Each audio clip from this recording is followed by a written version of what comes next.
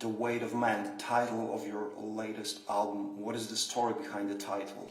The Weight of Man is really all about the weight of man on Mother Earth. You know, the destruction, global warming, viruses, war, everything that's taken place.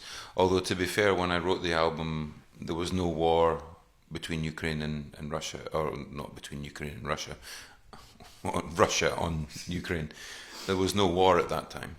But it's basically about the reality that we all face now.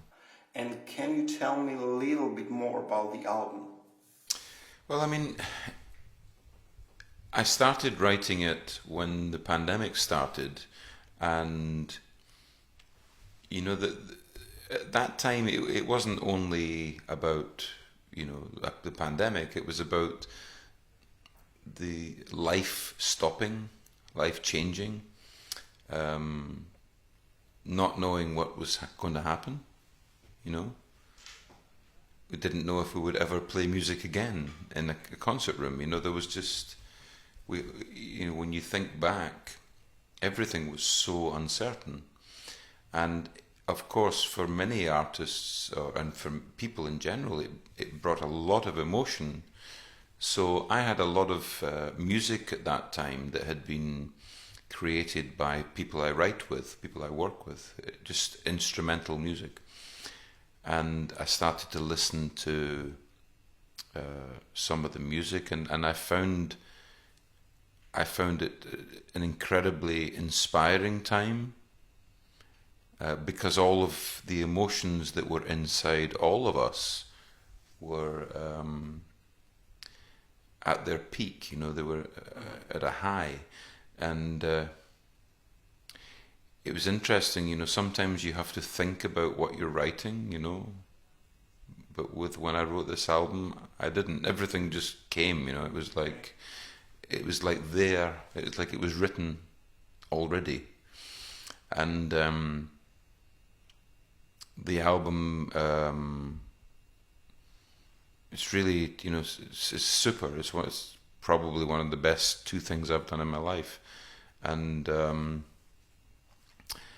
I don't really gauge the quality of an album on sales or something like that. It's just on when you listen to it, you're going, you know yourself when you detach yourself from it after a period of time and you listen to what you've done.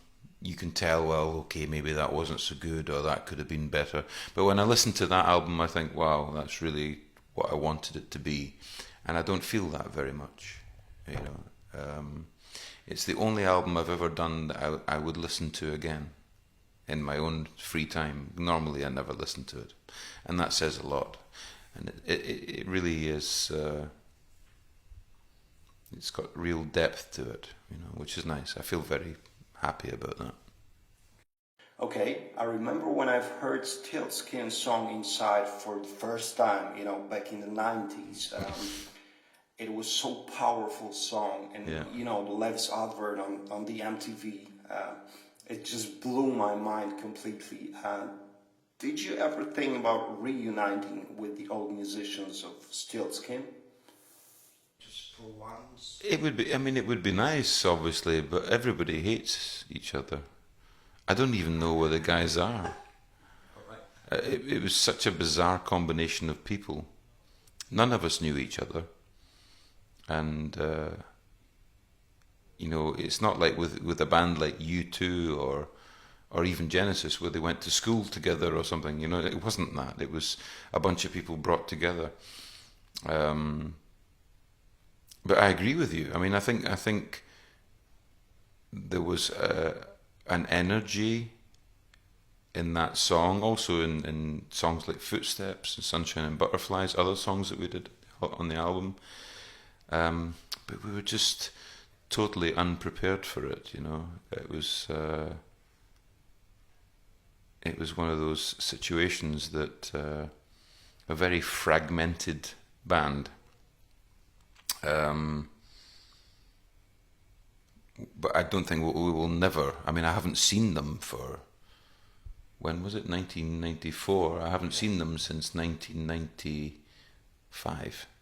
Whoa. Yeah, yeah. So I don't think there's any chance. I think there's more chance of Genesis getting back together with me singing, which I don't think will happen either. But it's a shame, when I look back on those times, it's interesting because that Stiltskin and what Stiltskin was is much more who I am as a musician. Genesis was not what I am. That was something I had to learn to fit into. I had to learn to become that. Ironically, I learned how to do it after it had stopped. I got it right later. With Stiltskin, that was me. That's what I am musically. It's what I listened to when I was young. It's what I feel. I love alternative rock. I love heavy metal.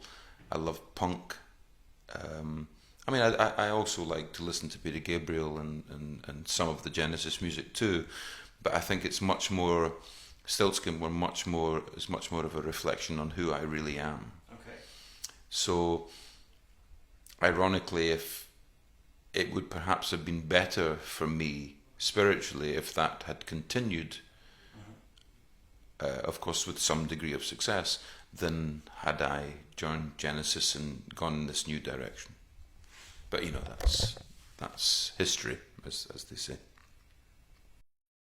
So, Ray, how long have you lived here in Poland? 2008. So where are we now? So that's 14 years. 14 years. Yeah. Okay, and is there anything that still surprises you here in this country? It's changed a lot. It's changed a lot. And I live in Poznan. Obviously, it's not typical of all of Poland. All of Poland is not like Poznan.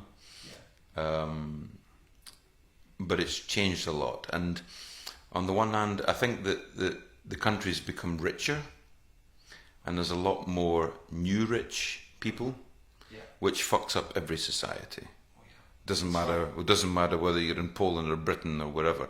I remember the same thing in Britain. I think, as I remember it, it was the 90s in Britain. There was a lot of new rich people. They called them yuppies in England. In London, it started this yuppie people, and I see them in Poland now, and they, I just think, fucking hell, girls filling their lips full of Botox and getting the tits done, and I just think, for Jesus, you're missing the point, guys. Get back to basics, get back to what life is really about, and take care of your own people. And there's this huge divide between the poorer sections of society and where the money's going. And I understand, that's not only in Poland. It's everywhere. But I've seen that here, kind of almost in real time, and that's what's wrong. If there's something wrong with Poland, that's what's wrong with Poland. On the other hand, the country's developed a great deal. If you forget the political side of it, which is, again in many countries is not what we want. We want more kind of balance in politics, in life, in everything. We need balance, and we don't have balance, whether it's in Britain or in Poland or Ironically, Germany is the most balanced society we have, and that's where the Second World War and the First World War stems from, and they're the most balanced society in Europe. It's bizarre, really, when you think about that. But we need to get back to balance. We need to start caring for the people who have very little, and Poland needs to do that too. It needs to share a bit fairly.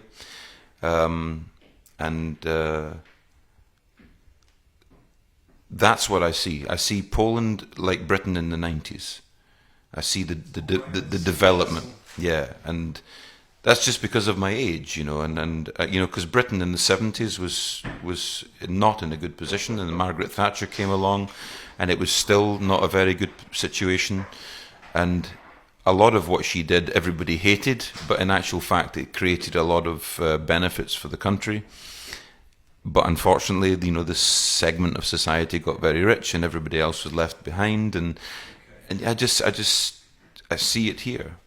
And I'm not a fan of populism. I don't agree with it. I don't think it's good.